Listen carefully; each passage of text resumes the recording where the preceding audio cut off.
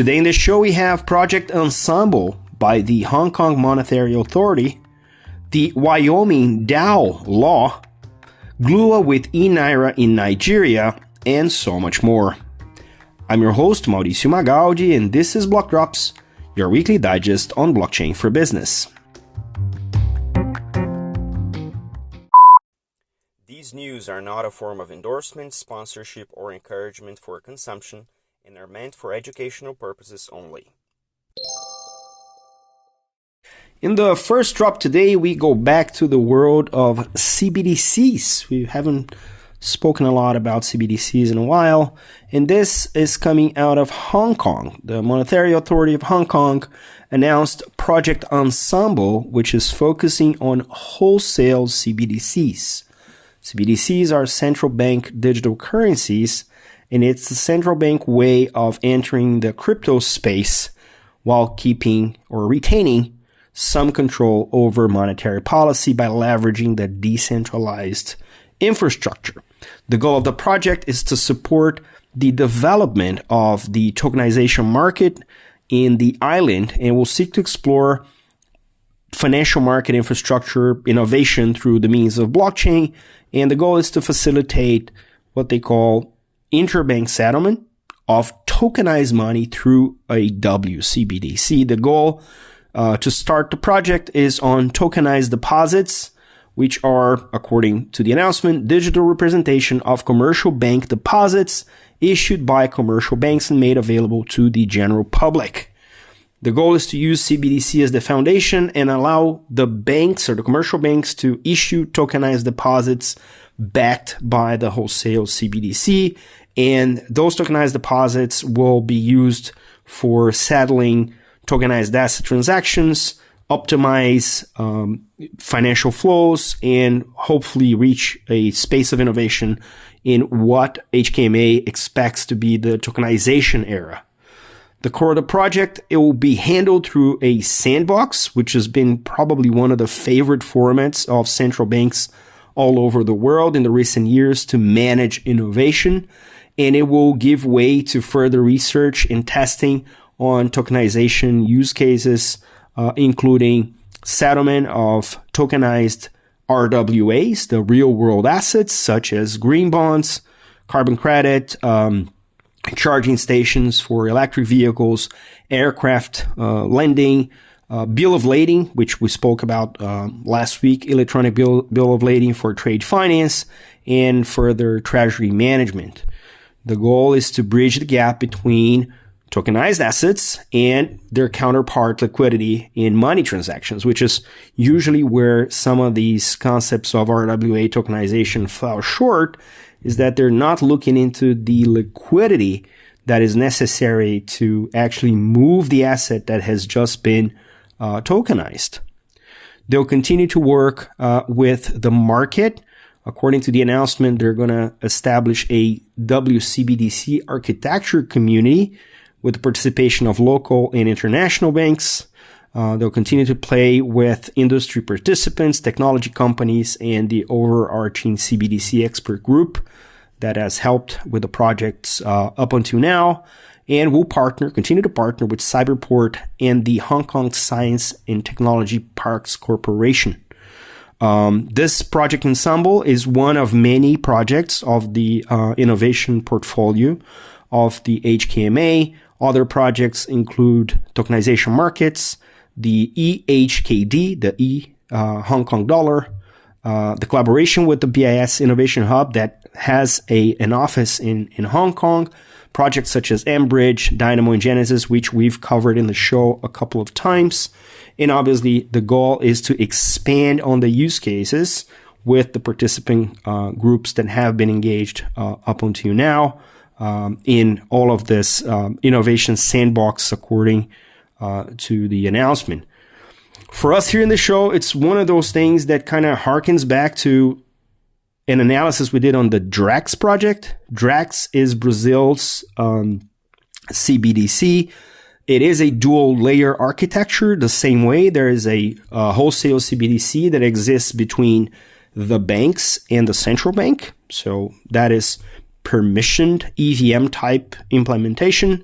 And there is an expectation that the banks will be able to issue tokenized deposits backed by the wholesale CBDC in whatever chain they choose to use, which means that it will be possible to see tokenized deposit form of money being used in permissionless DeFi, for instance. So let's see how that project evolves, because if Hong Kong and Brazil, who are probably at the forefront of the whole wholesale CBDC architecture at this stage, are working in such a template architecture or reference architecture, it's going to be interesting to see how other countries are going to stand their ground. In the second drop today, we're going to talk a little bit about DAOs, the decentralized autonomous organizations. The reason why we haven't covered DAOs a lot in the podcast in the past is because DAOs have, by and large, fallen short of their promise. DAOs haven't been fully decentralized. They're not exactly autonomous, and they are nothing close to being organized. But things are changing. Not everything is just thorns on that flower. This week, a new bill was signed into law by Governor Mark Gordon of the state of Wyoming in the United States. And this is obviously Wyoming being one of the most progressive states when it comes to crypto regulation, is indeed a step forward into making DAOs more efficient. Obviously, one of the reasons why DAOs haven't fallen short is also the lack of clarity in terms of what they represent legally. What is the construct in the legal terms, right? This bill is dubbed DUNA, D-U-N-A. It's the Decentralized Unincorporated Nonprofit Association Act. According to Miles Jennings, who's A16Z General Counsel for crypto, this is a major breakthrough on crypto regulation. And he posted on Twitter, and I quote, "Wyoming's new law will enable blockchain projects to operate within the bounds of applicable laws without compromising their decentralization." End quote. Interesting. This is an interesting angle, because one of the things that implicate when dealing with the DAO in light of existing regulation is that they demand the construct or the organization to appoint officers and executives, which in DAO format usually are non-existing. So it is a break between what the law understands, let's say an incorporated company is or an LLC is, and what DAOs are able to offer to actually honor the decentralization aspect. Jennings also said, and I quote, "It accomplishes all of this without interfering with how DAOs are currently launched and operated. It safeguards decentralization and positions DAOs to effectively grow the ecosystem of their underlying blockchain networks." End quote. That's exactly what I mean, is like, how do you reconcile old world centralized regulatory frameworks and legislations with new forms of constructs that are only possible in blockchains, which is the case of DAOs. So very interesting to see the progress in the regulatory debate, especially in a state that has been working across a variety of blockchain use cases such as DAOs and stablecoins. According to Senator Cynthia Lummis, who's a senator for the state of Wyoming, she says, and I quote, "I am encouraged to see this legislation advance through the Wyoming legislature. It is a huge victory for not only the crypto asset community, but the entire state of Wyoming by providing much needed certainty to Web3 builders, and it boosts our state's economy." End quote.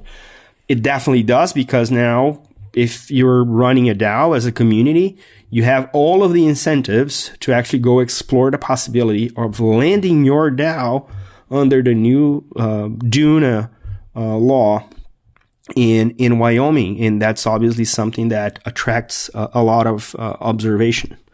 There's also remaining aspects of the combination of the DUNA legislation with the SEC's Howey test.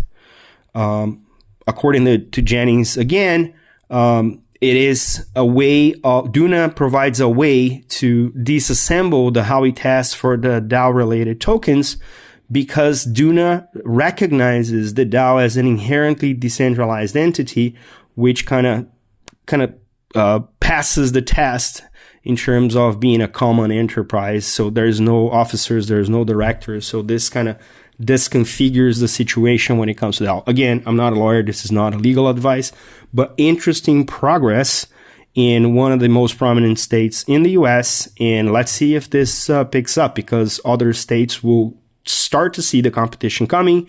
And obviously, as we've all said before, and we've been touting about this on the show, crypto is the new geopolitical battleground. Whoever nails this will have massive push to its local economy.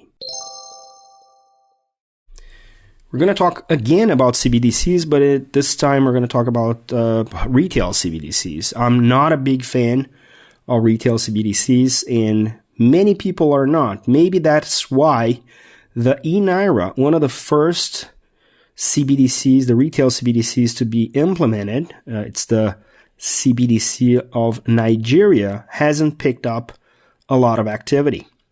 In an attempt to actually promote the use of Naira, the Nigerian central bank has partnered with Gluwa, a blockchain startup. They signed an MOU, a memorandum of understanding, so that Gluwa can bring their Credo blockchain platform to help improve eNaira functionality and hopefully foster financial inclusion. The Credo platform is a way for unbanked individuals to create a credit score in a pseudonymous capacity, and that credit score can be used to take eNaira loans through fintechs, to lending fintechs in the country.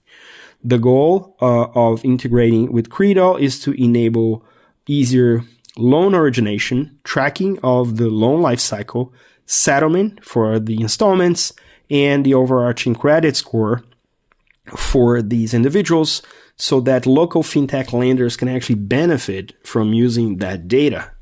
According to Gluwa, the project with the Central Bank of Nigeria will focus on simplifying fintech lending, authenticating transactions, and authenticating users in ways that will allow them to benefit from the pseudonymous nature and still get money borrowed in eNaira format. So that should boost the activity. Interesting that Credo is unlocking this unbanking boundaries using public chains, which is obviously not the favorite type of way that central banks have interacted with decentralized infrastructure.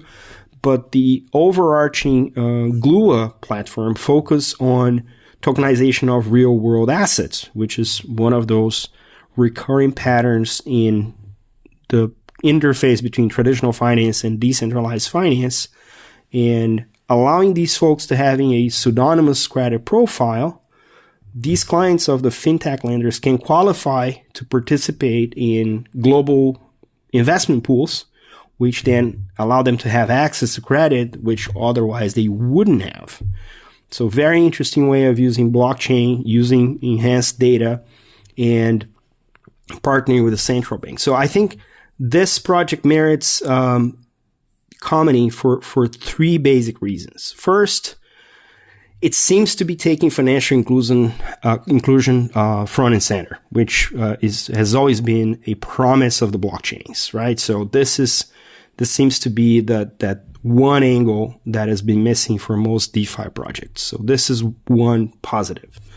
Then the second is it's partnering with the central bank, meaning that it has regulator backing, and it's expanding the use of probably a massive investment to develop and implement and roll out eNaira, and improving the access to eNaira in a context of pseudonymity, meaning you're not fully exposed to being state surveilled by using a retail CBDC, which is another positive.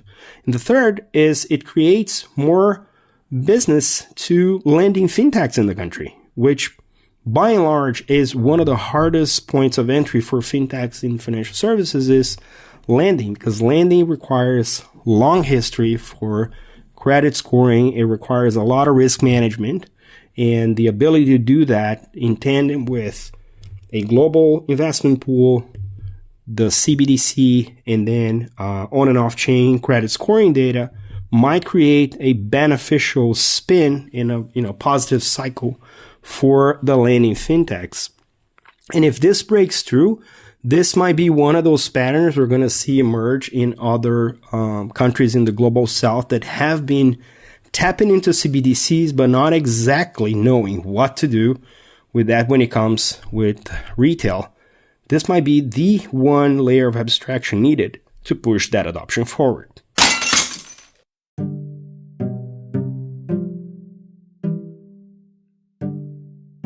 In a week packed full of news, here's more. Tucows, Hiro, and Trust Machines are partnering to launch Orange Domains to expand Bitcoin naming services capabilities and facilitate its use on Web3. A cancer hospital in Jaú, in São Paulo, countryside of Brazil, raised funds through an NFT collection celebrating the efforts of the hospital. South Korea announced that they're going to halt operations of Worldcoin to investigate the project. A new Chainlink Bootcamp will run between April 1st and 12th, and it will be free online and presented in Portuguese, English, and Spanish. PayPal's platform Shum now offers free remittances if you're using PayPal's stablecoin PYUSD. Intimus, a Brazilian menstrual pad company, is celebrating March as the Women's Month with a collection of digital art on NFT called Intimus Art. And Minecraft-based crypto project NFT World is charting its comeback with a node sale for the project's network and a complete new rebrand. And finally, Sony signed the patent for what they call the Super-Fungible token that is supposed to gear up gaming in Web3.